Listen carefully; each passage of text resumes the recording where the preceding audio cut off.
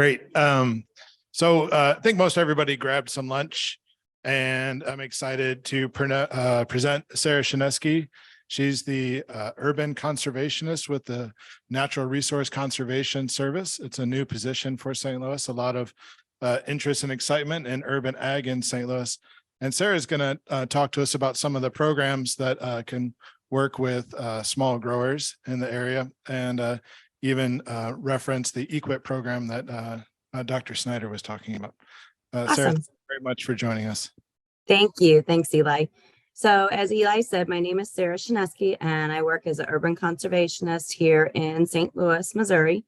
For those of you that are not in the urban hub area, there are resource conservationists and soil conservationists all across the state of Missouri that would be able to help you. But if for some reason you're looking to connect with who your contact is, you can always reach out to me, and my information will be in the presentation. So what I'm going to talk to you about today is a couple different things. I'm going to talk a little bit about the EQIP policy for 2023. 2023 is a fiscal year that runs from October 1 to September 30th of each year. And then I'm going to talk to you a little bit about the new scenarios that we have that are available that are specifically designed to support small scale agriculture. And then just a brief introduction about the Urban Hub and the Act Now EQIP program. So as far as how EQIP works in Missouri, EQIP is a program policy, and I'm going to discuss that a little bit with you a little further. And then under the EQIP program policy, we have what is called the small scale scenario. So there's lots of different conservation practices, and each conservation practice has a different scenario. Some scenarios are developed for larger scale agriculture, and now we have some scenarios that are developed for smaller scale agriculture. So I'm going to talk to you a little bit about each of those when we go through. So the EQIP policy that we are currently under is the EQIP policy for fiscal year 2023. That is based upon the 2018 Farm Bill, and that policy was put in place for the 2023 on November the 9th of 2022. So after the end of this fiscal year, which will end on September 30th, there'll be a new policy that's put in place. So these practices that I'm talking about now are based upon what's available for 2023. So the fiscal year 2023 EQIP program gives you a list of practices and scenarios that are available all across Missouri for EQIP financial assistance. The way that I have this broken down is just to kind of help you to be able to navigate through some of the scenarios that are available, because there's 61 pages in the current document. So the EQIP program policy is not a substitution for the conservation program manual or for the practice standards and specifications. All of our conservation practice standards and specifications are available online. You can go to any internet-based search engine, like if you like Google, go on Google and you can type in EFOTG NRCS, and that will be the Electronic Field Office Technical Guide. All of the conservation practice and standards are available on there.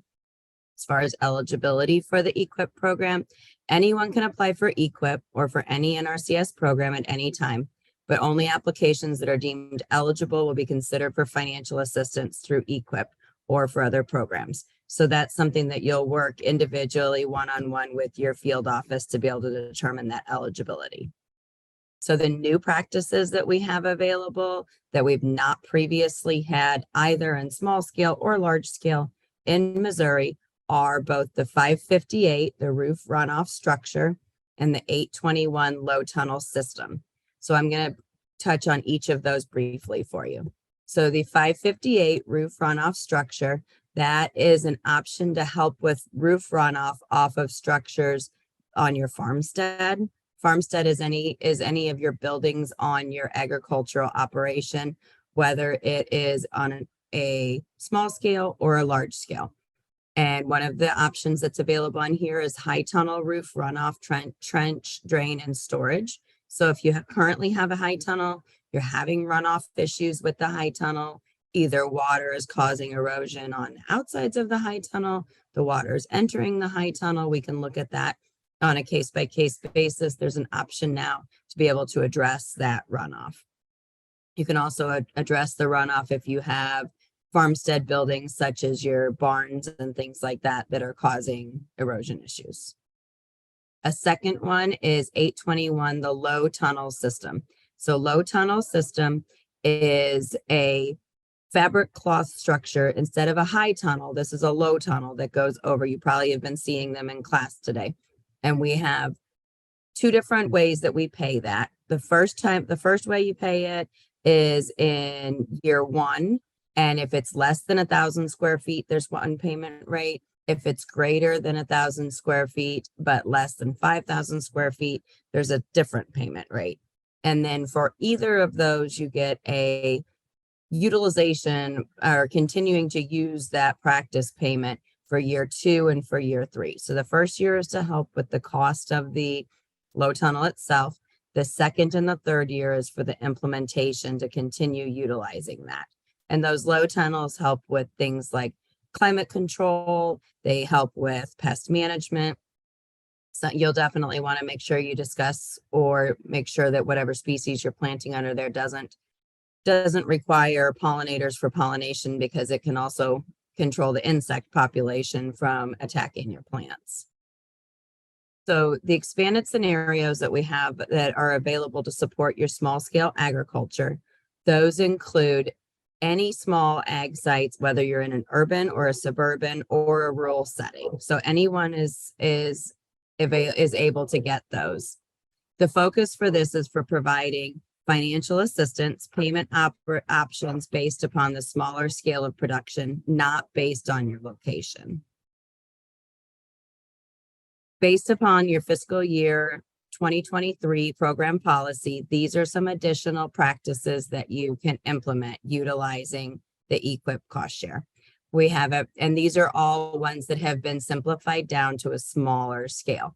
So we have brush management is down to an acre or less. Composting facility, these are based upon small farm space, and it's down to square feet instead of a larger space where typically we looked at paying on large composters on larger facilities. The cover cropping practice is based on thousands of square feet. Our conservation crop rotation is thousands of square feet. You can take a look at a lot of these different practices that we have simplified to be paying on square feet instead of acres. This is another one. We've got different options for irrigation. Our options for irrigation are based upon small systems. Our irrigation water management is based upon sites that are an acre or less. Our mulching practice, we've gone down to a unit of each. Unit each is 1,000 square feet or less, instead of talking about mulching per acre. We've also got nutrient management based on 1,000 square feet or less, and residue management no-till. So a lot of these payments, and if anyone's interested in seeing those payment rates, you can reach out to me. I can get you a copy of that policy, and you can take a look at the payment rates so you can see the difference between the regular payment rate versus the small acreage payment rate. And then you can also take a look at the difference between a general EQIP payment rate versus historically underserved, which includes beginning farmers, limited resource, socially disadvantaged, and veteran farmers. So there's different categorizations on those too.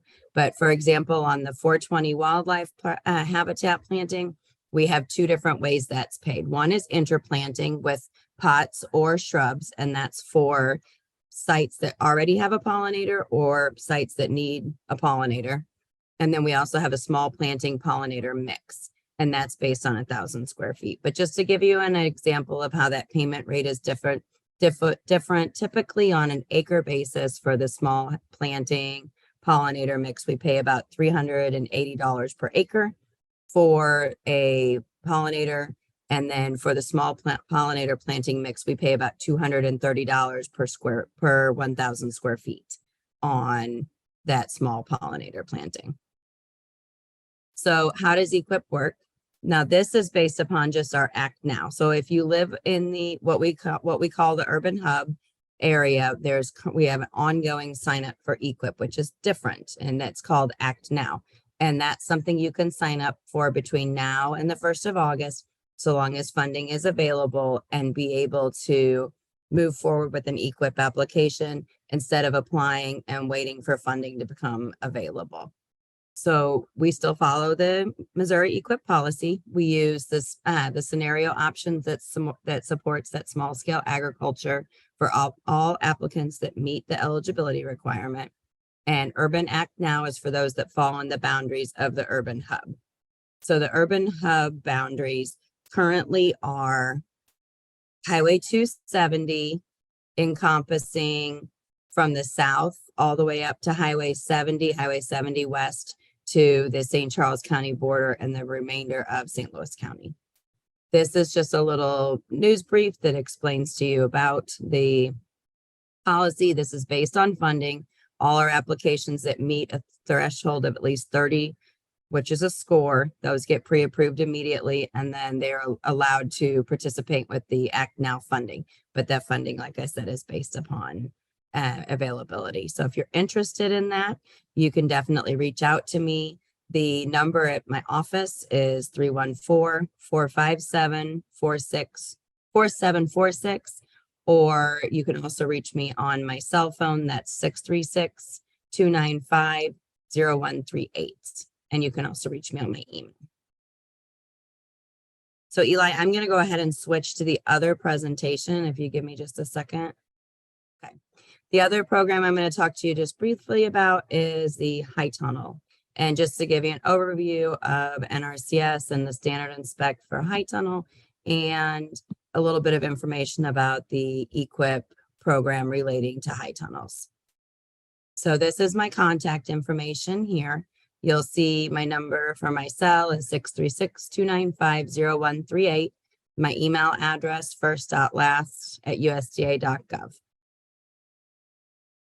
So I'm going to talk to you about the available cost share programs related to EQIP and the high tunnel program, when you can apply and how you can apply, and what the high tunnel program requirements are.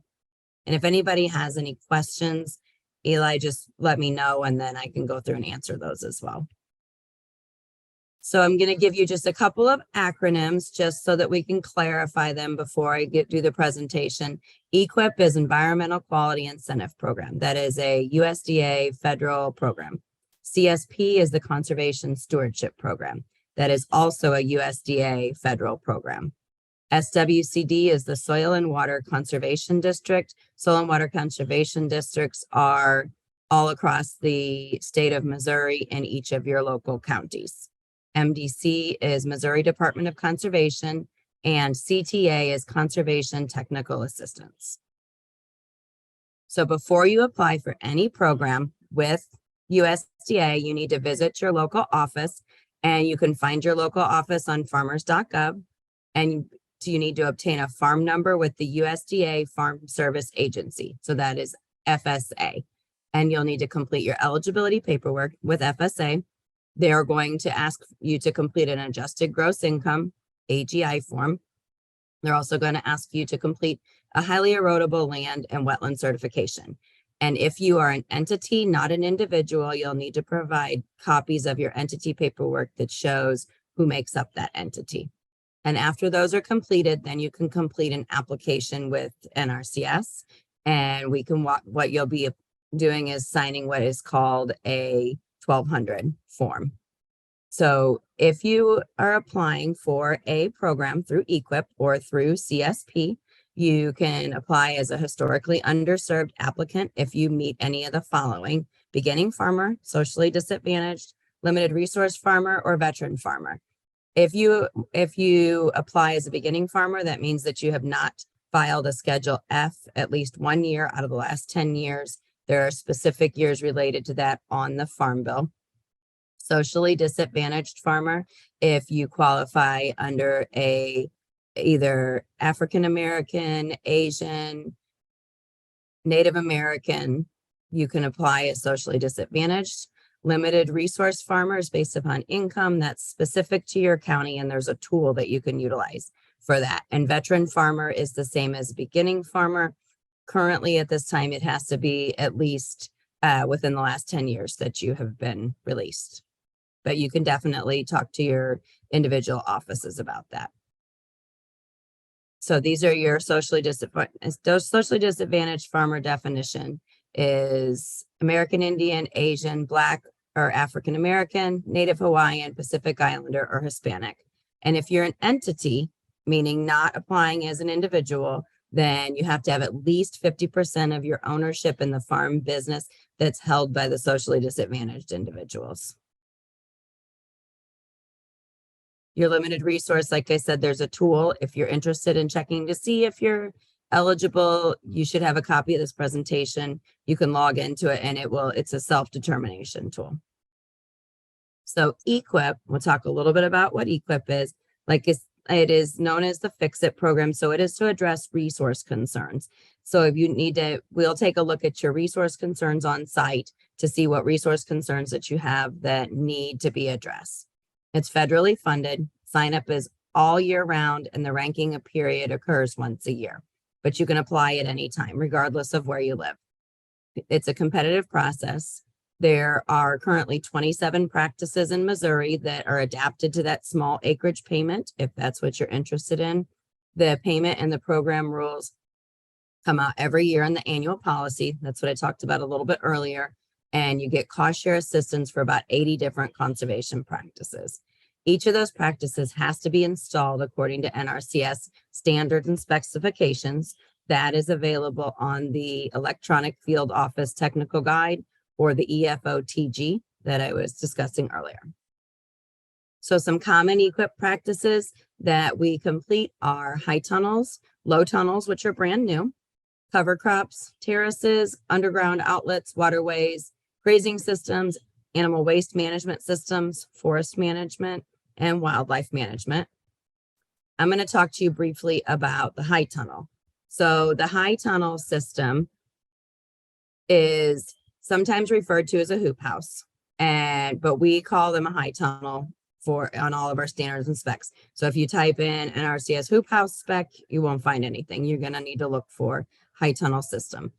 It's an enclosed structure, either is polyethylene, polycarbonate, plastic, or fabric covered structure. And what it does is help to protect your crops from sun and excessive rain, cold, and it extends that growing season, which is important to a lot of people. And it also helps to make land more capable of producing crops. So our EQIP high tunnel requirements, when you install an EQIP high tunnel, you have a 5-year lifespan from the day that you install the tunnel and get paid on it until you are required to maintain that. It has to come from an approved manufacturer's list. However, that has changed a little bit in the state of Missouri. We don't currently have an approved manufacturer's list, but it has to be a manufactured kit. And it has to be located on an existing vegetable or crop production site, meaning corn, beans, wheat, something like that, or produce. It can't be on hay ground. And you can use raised beds, but the plants have to be planted in soil. So your raised beds need to be in contact with the native soil, not lifted on a table. It doesn't include greenhouses or low tunnel systems. That low tunnel is totally different than your high tunnel, and you cannot use it to provide any shelter or housing for any livestock or to store any supplies or equipment. And it needs to be close enough to a watering system so that you're able to irrigate. So this screen that I gave you here is the current manufacturer's high tunnel list.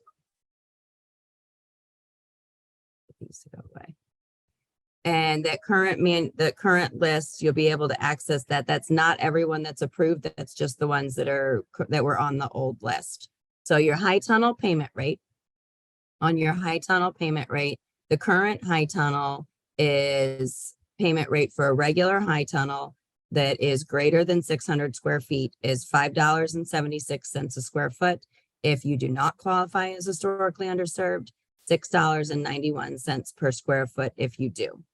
If you install a high tunnel that is smaller than 600 square feet, then that one is $10.22 per square foot. If you're a regular applicant, if you apply as historically underserved, it's $12.26 per square foot.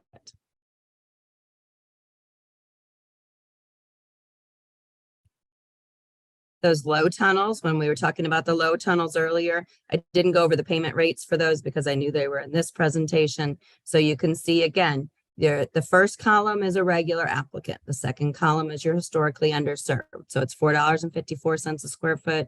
If it's less than 1,000 square feet, and it's $5.44 if it's greater. Those other two payments, those are the second and third year payment for implementing the practice. So your high tunnel payment example, just to give you an idea of how this works, and these numbers are from, I think back in February is when I pulled this. So if you install a 30 by 72 foot high tunnel, it's 2,160 square feet. The price of the high tunnel kit for that size was $8,775. EQIP non-historically underserved payment rate is $5.76 per square foot. So when you multiply it out, the payment is $12,441.60. And so this shows you $12,441 minus. This is the remainder that is left for installation and other pieces that you might need. It's important when you're looking at the kits to make sure if the kit comes with end walls, doesn't come with end walls, requires additional wood, doesn't require additional wood, to make sure of what all your other pieces are that you need to have available. So this is how you can find your local service center. You can go to farmers.gov, service center locator. I will say that that's a good way to make sure you get the correct phone number. Sometimes the contact person may or may not be the most up to date. But if you're interested in applying for any of these programs, definitely reach out to your local service center and they'll be happy to work with you. Justin or Eli, do you have any questions? Thank you, Sarah. Wow, that was great. So much information. Does anybody in the audience have a question? Nope, Sarah, I think that's it. Thank you so much. Awesome. All right. Sounds good. Thank you.